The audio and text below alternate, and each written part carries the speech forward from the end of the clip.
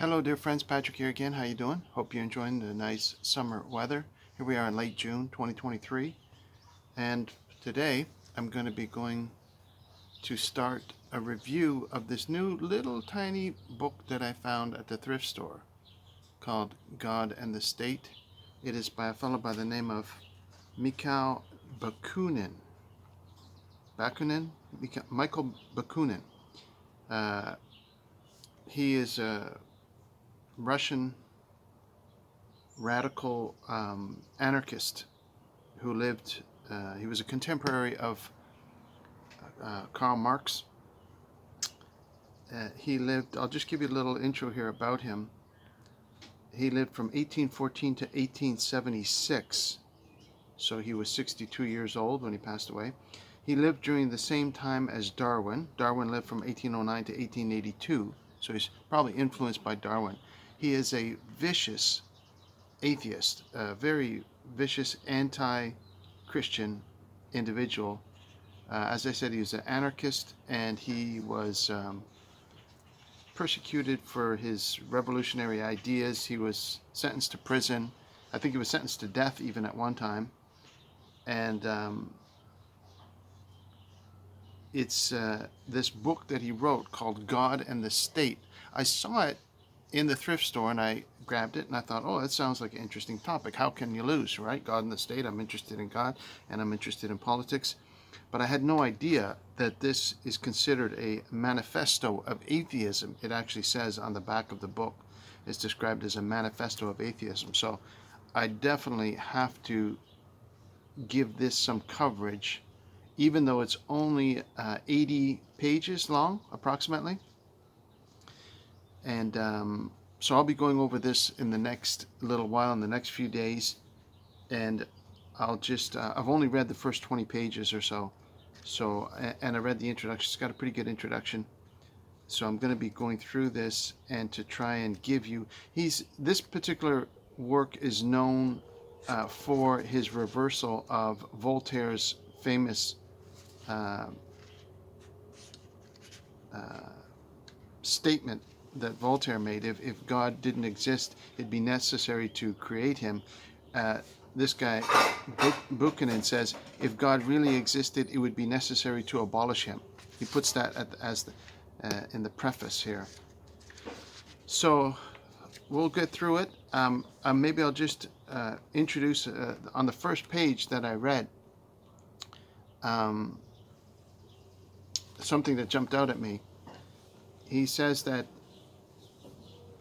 he says our first ancestors, our Adams and our Eves, he calls them, were, if not gorillas, very near relatives of gorillas, omnivorous, intelligent, and ferocious beasts. So you can see his influence of Darwinism, right? He starts off right off the bat, which is a ridiculous statement in hindsight. Endowed in a higher degree than the animals of any other species with these two precious faculties. He says that the two most important faculties that humans have over animals, and he equates humans as close to animals as possible as a very common atheistic theme, is, he calls it the power to think and the desire to rebel. And so you can see his mindset right at the beginning. I mean, look at the picture of the guy, right? I don't know if you can see on the cover of the book. A very nasty looking individual. I mean, very nasty looking individual.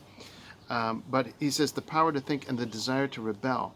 See, the two powers that you could say would be the power to think and the freedom to choose. It's not desire to rebel. This desire to rebel is evil. This is a satanic influence. So this gentleman allowed himself, as many other characters in history that we've seen, to be a conduit, a channel for Satan. He allowed himself to be controlled by Lucifer, and his focus, his actions, his rebelliousness, his push for anarchy at all cost is reflected in his life's legacy. He was very influential in a number of other anarchists and a number of other atheists as well. And so this is his legacy, as a very satanic, horrific way of thinking. but it's very common. So far, it's basically just anger at God, right? He takes biblical statements like Adam and Eve and tries to make fun of them or belittle them or directly insult them. And so there's this man who has some type of anger at God that he was never able to resolve.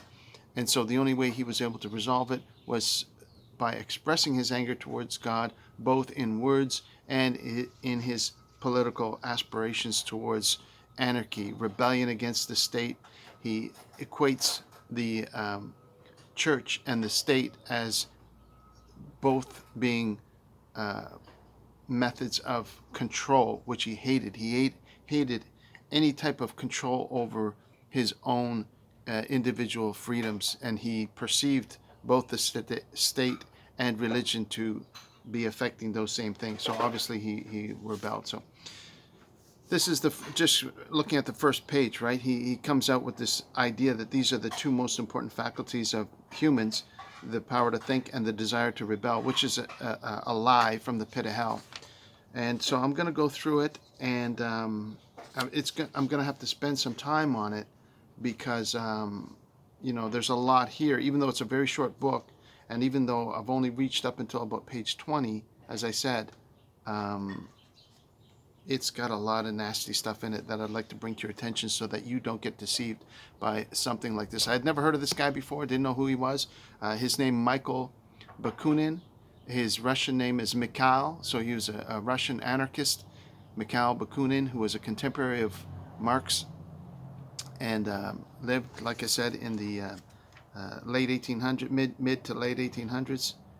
And yeah, so I'll see how long it'll take me to get through this, but I am going to make a few videos on it, and hopefully if you're forced to study this, if you're a college student or if you're somebody who's researching the history of atheism and you run into this character, you'll be able to benefit from my views on it, because I'm hoping to try and point out to you how facile, how non-substantive these atheist arguments are. They're usually simply based in anger at God, hatred of oneself, hatred of one's fellow man, on and on and on. They follow very similar themes. So hopefully I'll be able to point those out to you so that you won't be deceived by his exaltation of anarchism and his exaltation of rebellion, right? He tries to elevate rebellion as this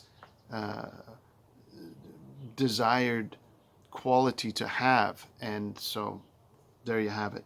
I'll go through it and I'll examine it, and we'll go from there. So thank you again so much for watching. I want to keep this short. I don't want to bore you with all long details, but we'll get through it, and hopefully I can make 3 or 4 videos on it, and that'll be done with that, and I can move on to something more inspiring in the future. God bless you. Thank you for watching. I love you very much. You have yourself a great day, okay? We'll talk to you soon. Take care now. Bye-bye.